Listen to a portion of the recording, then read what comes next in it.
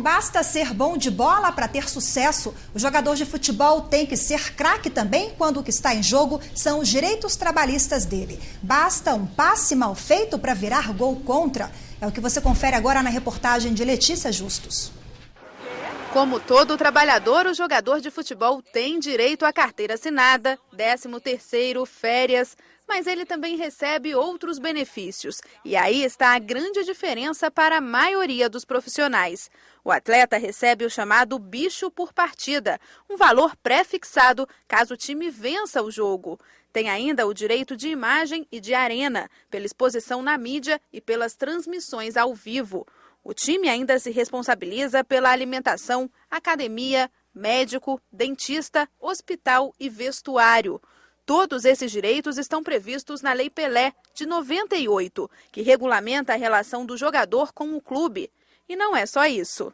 A Lei Pelé mexeu com uma das maiores preocupações de quem vive nos gramados, a hora de mudar de campo. Cada jogador tem um valor, que é chamado de passe. Quando ele pertence ao clube, o time fica com 85%, caso o jogador seja comprado por um concorrente. Antes, o passe podia pertencer ao clube por tempo indeterminado. Com a lei, o direito do time não pode passar de 5 anos. Se não for do clube, o passe pode ser do próprio jogador ou de um empresário, o que acontece com cerca de 90% dos atletas. O contrato é sempre por um período determinado, e se o jogador quiser trocar a camisa antes, ele ou o novo clube tem que pagar o valor do passe. Se nós não tivéssemos esse sistema de contrato, seria muito fácil aos grandes clubes simplesmente inviabilizar o futebol do outro clube. Se você tem lá um jogador que está se destacando e o seu time está vamos supor, na primeira divisão, líder da chapa, como nós temos aí uma disputa grande na chapa da Série A, na chapa da Série B. Então o que acontece? O outro clube iria lá e compraria os jogadores e tiraria os jogadores daquele time e com isso o time inviabilizaria. Então isso, o passe ele tem exatamente como objetivo garantir que o jogador vai jogar naquela equipe até o final de determinada competição ou dentro do contrato que está estabelecido. O contrato de Osmair com o Brasiliense termina em abril de 2010. O passe é dele e ele sabe exatamente como é esse jogo. Se caso eu quiser sair antes, eu tenho que pagar uma multa rescisória e se eles me mandarem embora também eles têm uma multa para eles pagarem. O contrato é uma segurança que a gente tem. E para conversar sobre esse tema, nós recebemos aqui no estúdio o ministro do Tribunal Superior do Trabalho, Brito Pereira. Ministro, boa tarde. Muito obrigada pela presença do senhor aqui. Boa tarde. Falando um pouquinho sobre as regras específicas dos atletas, dos jogadores de futebol. Carga horária, por exemplo, como é que funciona? É a concentração, eles jogam sábado, domingo? São regras específicas, então? São regras muito específicas do atleta. Como a senhora fala, o jogador de futebol está jogando, ele está numa partida às 10 da noite e está concentrado desde às 6 da tarde ou às 3, dependendo da distância. Mas a lei também não se esqueceu dessa particularidade. A lei preserva o seu horário de trabalho, garante o horário de 48 horas por semana, mas também preserva a obrigação da concentração. Tem que estar concentrado, dá um limite em torno de 3 dias por semana, porque tem o treino, tem a concentração propriamente dita e tem o jogo. E tudo isso a lei preserva uma disciplina e tem também o contrato, que é escrito e, por vezes, disciplina também essas questões, mas preservando sempre o limite máximo que a lei permite. Eles têm carteira assinada, por exemplo, ou são contratos, e esses contratos são abrangentes, permitem algumas brechas ali para irregularidades? Como é que funciona?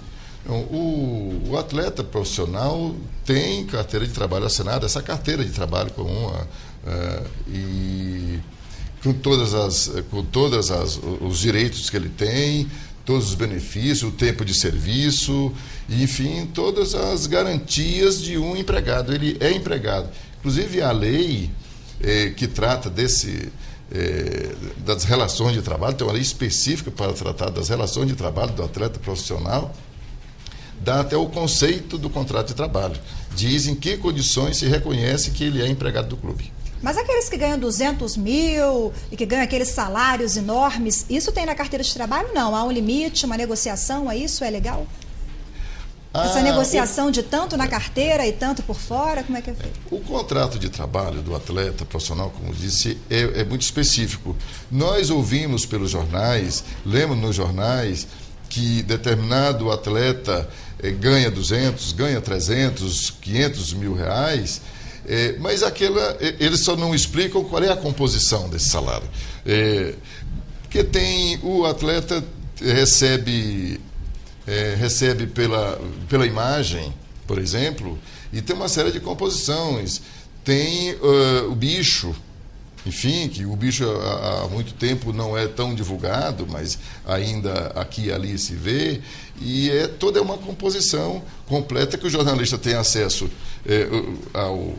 ao total, mas nem sempre tem acesso à composição, aos detalhes. E as luvas são consideradas salários? As luvas constituem uma das questões bem interessantes hoje que o Tribunal Superior do Trabalho tem enfrentado. Tenho compreendido que as luvas, por serem uma oferta fora do contrato de trabalho, anterior à assinatura do contrato de trabalho, eu crio uma figura mais ou menos assim. As luvas são uma espécie de reserva ou uma espécie de atrativo que a agremiação oferece ao atleta para ter a preferência na realização do contrato de trabalho. Então, se diz que se oferece 200 mil reais, por exemplo, ao atleta a título de luvas, mas para ter a garantia de que esse atleta, ao encerrar o seu contrato ali, virá para cá.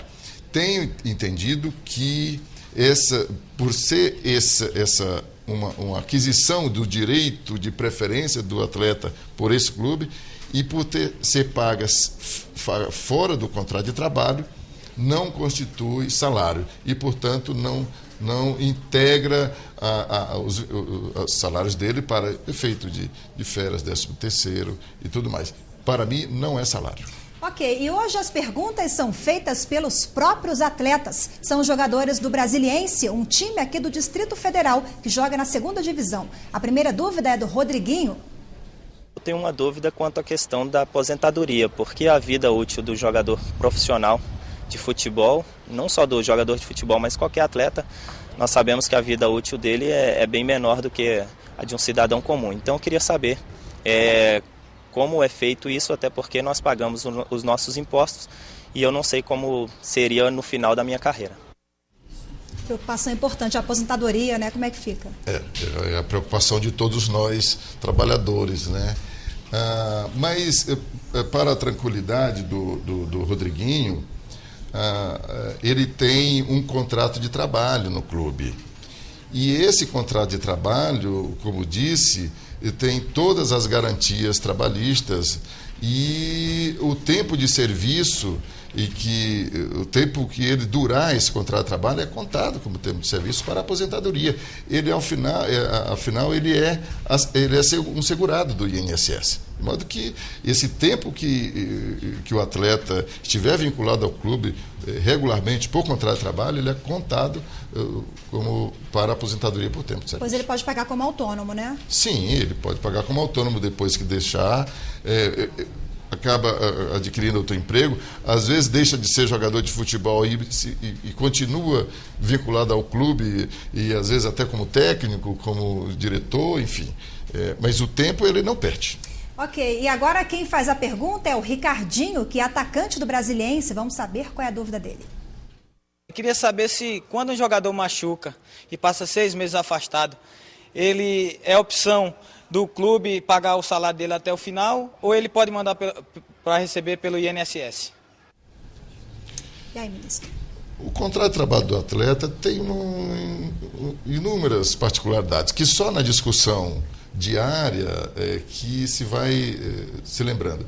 Tem o seguro, quer dizer, a agremiação pode fazer um seguro para garantir todos os direitos, independentemente da garantia do INSS. Mas como ele é um empregado do clube, se passar de 6 meses, ele está garantido pelo INSS. Ele recebe o salário acidente, o salário doença, pelo tempo que ele permanecer afastado. Ok, agora vamos ouvir mais um atacante do Brasiliense. Dessa vez, quem faz a pergunta é o jogador Fábio Júnior. Eu gostaria de saber com relação ao passe, ao direito de imagem, né? Se existe um teto, se existe um valor mínimo para ser pago ao atleta e qual é o valor máximo também, que se existe esse valor, a ser repassado para o atleta. Essa é uma dúvida que não só eu, mas como os meus companheiros também têm aqui diariamente. E aí, ministro? O direito de arena, né? A lei autoriza e determina, aliás, que 20% do que se arrecadar com a transmissão seja dividida entre os atletas que participaram do evento. Logo, os atletas têm direito sobre a imagem que se veicula no exercício da sua profissão. Quanto às luvas, já falei que as luvas, de fato, não integram o salário. Mas outra coisa que o Fábio Júnior falou... O clube é dono do passe? Pois é. O passe, ele é do clube por um determinado tempo. Chegará um momento, durante a convivência do atleta com o clube, ou no clube, que ele pode adquirir a liberação desse passe. Mas, recentemente, estive examinando uma questão que envolvia não veio na expressão do passe, mas veio em razão da prorrogação de um contrato. Um determinado clube de futebol fez um contrato com o atleta e dentro desse contrato havia uma cláusula em que, a critério do clube, esse contrato podia ser prorrogado, porque também a lei exige que esse contrato seja por prazo determinado. No caso, era de 3 anos, que é o comum. E qual foi a decisão do senhor? O clube, 6 meses antes, prorrogou o contrato, sem consultar o atleta. Nos últimos dias do contrato, o atleta, conversando com os seus colegas, já falava numa outra agremiação para onde queria ir. E ali foi avisado que o contrato dele já estava prorrogado. Quer dizer, ele nem foi consultado e o senhor declarou que essa relação nem foi consultado. Muito bem. Quando ele indagou da diretoria, a diretoria apresentou para ele a prorrogação, segundo aquela cláusula do contrato, que era a critério da agremiação. Ele, então, ingressou em juízo, foi à Justiça do Trabalho. A Justiça do Trabalho reconheceu a nulidade daquela cláusula, porque ela não previa a aquiescência, a consulta ao atleta. A primeira instância julgou nula a cláusula, mas o Tribunal Regional do Trabalho, por outras razões, entendeu válida a cláusula. Eles recorreram e vieram ainda com uma medida cautelar, que eu concedi essa medida cautelar para manter o atleta no clube para onde ele se transferiu, porque, na verdade, o Tribunal Regional disse que ele haveria de rescindir o contrato com o seu atual clube para voltar para aquele clube que havia prorrogado. E ele sequer tinha sido ouvido, né, ministro? E ele sequer tinha ouvido. Mas tem uma outra questão. Pode, para encerrar, então. Tem uma questão, muito rapidamente, é que o atleta também, segundo a lei, para que ele se transfira e jogue numa outra agremiação, ele não pode ter jogado na primeira mais que seis partidas. E era o caso desse atleta. No segundo clube, ele já jogou mais de seis partidas. Não poderia voltar para o primeiro, senão ele ia ficar sem trabalho.